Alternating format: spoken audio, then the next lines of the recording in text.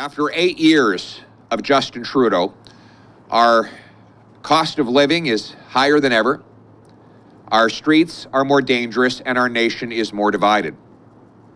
$500 billion of inflationary deficits have bid up the cost of the goods we buy and the interest we pay. Inflationary taxes, like the carbon tax, have made it even worse. Now, 9 in 10 young people who don't own a home believe they never will. Seniors live in the cold because they can't afford the carbon tax on their home heating bills.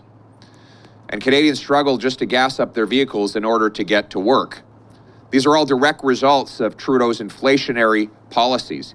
The more he wastes, the more things cost. It's just inflation.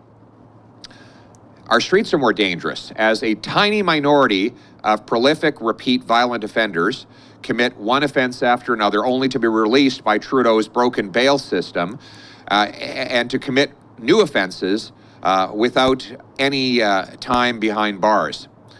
Here in Calgary, we've seen a whole spate of violent crimes targeting innocent people that are the direct result of Trudeau's broken bail system and the ridiculous catch and release policies that he's implemented. And instead of taking responsibility for the pain he has caused, he tries to divide and distract. He divides Canadians by race, gender, ethnicity. He attacks our law-abiding hunters and Indigenous people by trying to ban their hunting rifles in order to make Canadians afraid of hunters. He attacks Western Canada with a carbon tax and a so-called just transition.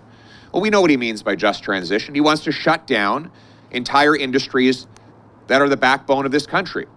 He's starting with oil and gas, but he'll also turn on other mining, forestry, and he's attacked our manufacturing sector. Justin Trudeau is attacking the working men and women of this country.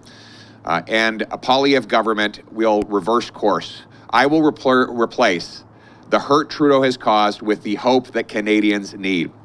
We'll cap government spending so that we can lower inflation, taxes, and deficits. We'll get rid of the regulatory red tape and gatekeepers to develop more of our resources and supply ourselves with our energy here in Canada. In other words, we will bring it home. We will bring home our jobs, our businesses, and our money.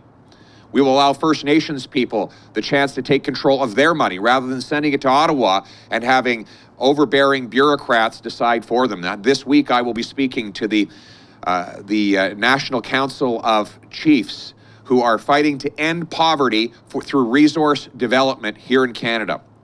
I want them to not only develop those resources and enjoy the economic benefits, but to bring home the direct revenues so that their local First Nations governments can decide how to spend their money rather than having faraway bureaucrats in Ottawa decide for them. We will reform the criminal justice system to target the very worst repeat, violent, prolific offenders, the ones who commit 50, 60, 70 offenses, sometimes with impunity. And we will restore unity in this country. We'll stop Trudeau's approach of divide and distract and instead unite all Canadians for hope. Now, let's bring it home.